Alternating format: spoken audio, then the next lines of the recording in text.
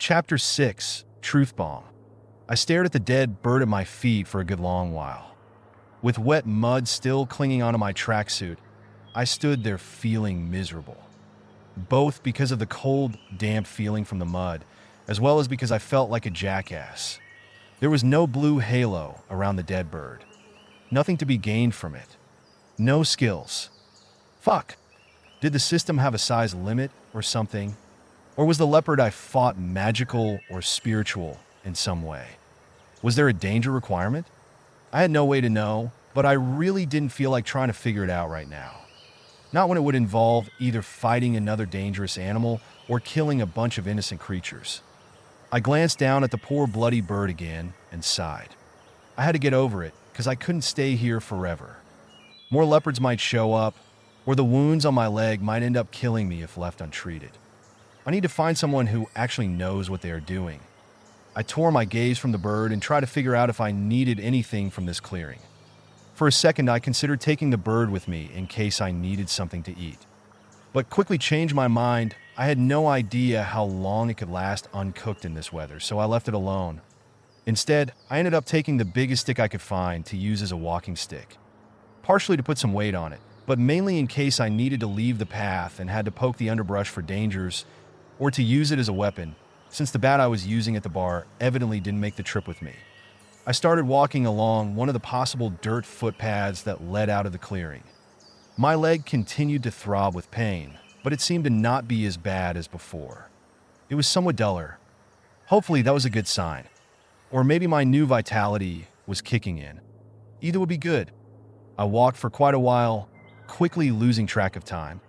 With my phone gone, and the lack of a watch, the best I could do was try to gauge things with what I could see of the sun through the canopy. And I wasn't good at that at all. I could have walked for an hour or several hours. I didn't feel inclined to count it out in my head. Along the way, I saw some more animals. Thankfully, nothing large enough to eat me or predatory. This let me relax just a bit so that I could think more about my situation.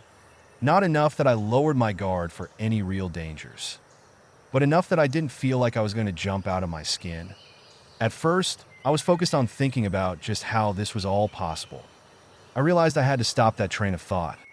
However, I was just going around in circles in my head. This could all be a random cosmic accident or the machinations of a powerful multiversal being, or maybe even the system itself. Yet I had no way of knowing the truth. My legs buckled as I stumbled forward, letting go of my makeshift walking stick and dropping to my knees on the strange, shimmering grass. My chest heaved, the phantom echoes of screams and explosions began ringing in my ears as the recent memories of the past day flooded my mind. The destruction of Earth and my mother.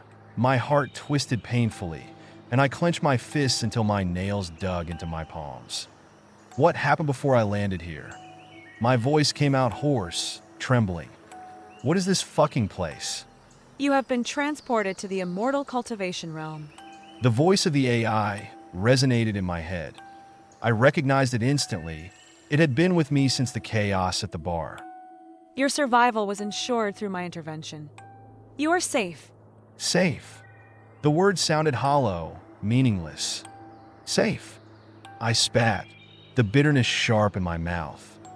The earth is gone. Everything I knew, they're gone. And my mother, the image of her lifeless body flashed in my mind. I felt like I couldn't breathe. The AI paused, as if considering its next words. It had never done that before. Your pain is noted, Jayson. But the events that transpired were necessary. You needed to see the truth about your mother's condition. It was imperative for the transition. What? My voice cracked as I looked up, glaring at the empty sky. What do you mean, necessary? You knew? You knew she was... I choked on the word. I did. It replied, the tone unchanging. Her passing was inevitable. I calculated a 97.4% probability that if you had not seen her lifeless, you would have resisted the transport. You would have clung to Earth, despite its imminent destruction. This outcome ensured your survival. The words hit me like a fist to the gut. My survival. The calculated, Emotionless reasoning sliced through my already fragile state. You knew she was gone, and you still made me see her like that? Just to manipulate me? It was a logical decision. To ensure your future, your ties to the past had to be severed. I laughed bitterly, though there was no humor in it. Severed? You think ripping everything away from me, forcing me to watch it all die, was for my future? I slammed my fist into the ground.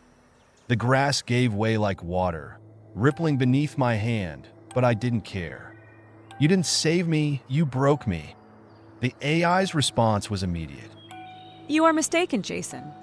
Brokenness is temporary. Growth follows loss. You have been brought here to ascend beyond the limitations of your former existence. Pain is a catalyst. I couldn't tell if I wanted to scream or cry. Maybe both. My mind reeled, unable to process the sheer coldness of it all. The world I knew was gone. My mother was gone. And the one thing that was there to guide me, been there to help, had betrayed me in the most calculated, heartless way possible. What's the point of any of this? I whispered, my voice hollow. Why even bother saving me if nothing I cared about is left? There was another pause before it answered. Because you are capable of becoming far more than you were. The path ahead is difficult, but it holds purpose. One day you will understand. Understand? As if that justified anything.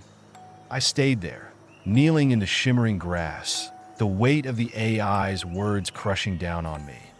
For the first time since I'd awakened with it in my mind, I hated its voice. I hated its logic. And I hated myself for not being strong enough to save my mother. I took some time to digest everything that I had been through up until this point. After what felt like a few hours, I stood back up, grabbed my walking stick, and cleared my mind of what the AI coldly explained to me. There was nothing I could do about the past. So instead I focused on what I could do now, mainly because it was my most pressing concern, but also because I needed to distract myself. If I didn't, I would just end up focusing on everything I had lost. So yeah, I needed a distraction from those thoughts, which meant trying to plan out what I should be doing. It wasn't easy, given how little information I had about where I was. Without exploring more, all I knew was that I was in an immortal cultivation world, and I was in a forest. My main plan for dealing with the forest part was to keep following the trail and hoping that I found a way out. I also kept note of any place that looked like they might make for good temporary shelter, as well as any source of food and water, in case my initial plan failed. All I knew about survival was from online videos, so I wasn't sure how much good that would do me. As for the immortal cultivation world part, I would be guessing on how to deal with it, since there were so many unknowns. My only idea of what that meant came from fictional stories online, but that was my only source of possible intel for now. Until I learned more, which meant that the wilderness could be filled with magical monsters, that there were people who could become immortals and had the power to destroy mountains, or even more, that there might be demonic cults out there that worked with actual demons, or were just called that because they did blood magic made human sacrifices, that all arrogant assholes had a stronger family member just waiting to cause trouble if you actually fought back and won. In conclusion, I was in a world where the strong ruled and the weak were trampled upon. So what could I possibly do to prepare for all that? Well, the obvious answer was that I needed to use the system. It was my only advantage. Unfortunately, it wasn't an instant win ability. Since animals that I could readily kill seemed to give me nothing, I would have to figure out what were actually compatible targets first. And that was too dangerous to do when I was injured and lost. So really all I came up with after thinking about it was that I had to keep walking and hope I get out of this forest alive. That was a frustrating realization. Thankfully, despite my growing worries and frustrations, the worst didn't come to pass. Eventually, the dirt path ended up leading me to a much larger dirt road in a cleared-out section of the forest.